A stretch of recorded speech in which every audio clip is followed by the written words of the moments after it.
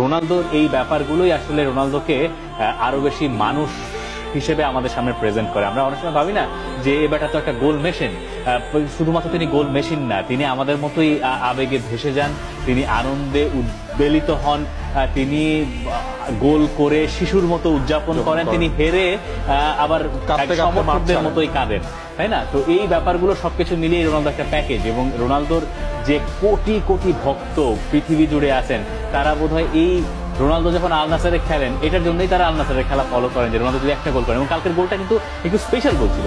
রোনালদোকে আমরা বাঁ পায়ে এরকম গোল করতে কমই দেখি, এরকম জায়গা থেকে খুব কমই দেখি।